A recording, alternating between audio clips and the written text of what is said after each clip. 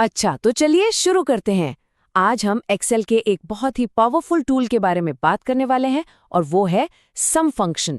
ये सिचुएशन तो हम सब ने कभी ना कभी फेस की ही है ना? सामने नंबर्स की एक लंबी चौड़ी लिस्ट है और हमें उसमें से कुछ काम की जानकारी निकालनी है। देखकर ही सिर घूमने लगता है। पर क्या हो अगर इसका एक बहुत ही आसान और जबरदस्त तरीका हो? तो चलिए बिल्कुल बेसिक से शुरू करते हैं। हमारी इस सफर का पहला पड़ाव है सबसे जरूरी फंक्शन, सिंपल सम। एकदम आसान भाषा में कहें तो सम फंक्शन वही करता है जो इसका नाम है। ये दिए गए सारे नंबर्स को बस जोड़ देता है और कुछ नहीं, कोई झंझट नहीं, सिर्फ सिंपल एडिशन। अब ये देखने में थोड़ा कोड जैसा लग सकता है, पर घबराने की बिल्कुल जरूरत नहीं है। ये बस एक्सेल को बताने का एक तरीका है कि भाई इन नंबर्स को जोड़ दो। आप इक्वल टू सम से शुरू करते हैं, उन सेल्स को सिलेक्ट करते हैं जिन्हें जोड़ना है और ब्रैकेट बंद कर देते हैं। बस हो गया काम। थ्योरी तो बहुत हो गई, अब इसे एक्शन में देखते हैं। मान लीजिए ये एक छोटी सी दुकान का सेल्स डेटा है। हमारे पास प्रोडक्ट्स हैं, उनकी कैटेगरी है, कितनी क्वांटिटी बिकी वो है और हर एक की कीमत है। अब हम इसी सिंपल से डेटा पर देखेंगे कि ये फंक्शंस कितने काम के हैं। तो मान लीजिए हमें ये जानना है कि कुल कितने आइटम्स बिके। इसके लिए क्या करेंगे? बस ये सिंपल स्टेप्स फॉलो करने हैं। एक खाली सेल पर क्लिक किया, लिखा इक्वल्स सम, फिर बेची गई मात्रा वाले पूरे कॉलम को सिलेक्ट किया, ब्रैकेट बंद करके एंटर दबाया और बस एक्सेल ने फौरन टोटल करके दे दिया। है ना एकदम आसान? ठीक है, ये तो बहुत आसान था, लेकिन सोचिए अगर हमें सिर्फ कुछ ही नंबर्स को जोड़ना हो तो? मतलब अगर हमें सिर्फ फ्रूट्स की टोटल सेल चाहिए, बाकी किसी चीज की नहीं, तो क्या करेंगे? और यहीं पर सम इफ एक सुपर हीरो की तरह एंट्री लेता है। सम इफ फंक्शन एक्सेल को बताता है, देखो ये नंबर्स तो जोड़ने हैं, लेकिन सिर्फ तब जब वो मेरे बताए हुए रूल को पूरा करें। ये बिल्कुल वैसा ही है जैसे आप अपने टोटल पर एक कंडीशन या एक फिल्टर लगा रहे हों।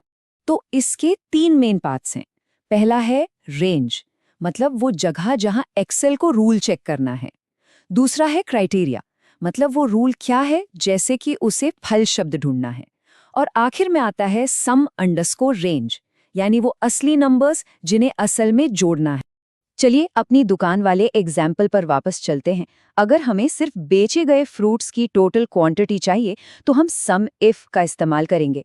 हम एक्सेल को बोलेंगे कि श्रेणी वाले कॉलम में देखो, जहां भी फल लिखा मिले उसके सामने वाली बेची गई मात्रा को जोड़ दो। ये डेटा को फिल्टर करके खास जानकारी निकालने का एक बहुत ही पावरफुल तरीका है। एक रूल के साथ टोटल करना तो ठीक है, पर असल दुनिया का डेटा इतना सीधा साधा नहीं होता। क्या होगा अगर हमें एक से ज्यादा शर्तों पर फिल्टर लगाना हो? जैसे अगर हमें सिर्फ उन सेबों का टोटल चाहिए जिनकी 100 से ज्यादा यूनिट्स बिकी हों। सम इफ और सम इफ्स में जो मेन फर्क है वो यहाँ साफ दिखता है। सम इफ है एक रूल के लिए, मतलब एक फिल्टर, लेकिन सम इफ एस, जैसा कि नाम में एस है, वो है मल्टीपल रूल्स के लिए, यानी एक से ज्यादा फिल्टर्स के लिए। इससे आप अपने एनालिसिस में और भी ज्यादा स्पेसिफिक हो सकते हैं। तो सम इफ्स को आप सम इफ का बड़ा और ज्यादा पावरफुल भाई समझ सकते हैं। ये आपको अलग अलग कॉलम में कई सारी शर्तें लगाने की आज़ादी देता है और ये सिर्फ उन्हीं नंबर्स को जोड़ेगा जो आपकी सारी शर्तों को पूरा करते हो। यहाँ एक छोटा सा लेकिन बहुत जरूरी बदलाव है। याद रखने वाली बात यह है कि सम इफ्स में आप सबसे पहले वो रेंज बताते हैं जिसे जोड़ना है, यानी सम रेंज, और उसके बाद आप अपनी सारी शर्तें और उनकी रेंज बताते हैं। ये सम इफ से थोड़ा उल्टा है, तो इस बात का ध्यान रखना जरूरी है। ठीक है, अभी तक तो हम सिर्फ जोड़ रहे थे, पर क्या हो अगर हमें एक स्टेप आगे जाना पड़े? मतलब अगर हमें पहले मल्टीप्लाई करना हो और फिर जोड़ना हो, जैसे टोटल रेवेन्यू निकालने के लिए।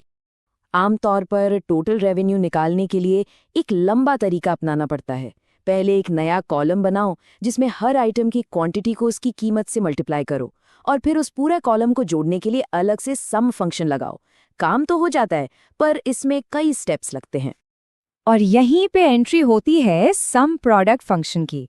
ये कमाल का फंक्शन मल्टीप्लाई और एडिशन दोनों काम एक ही स्टेप में कर देता है।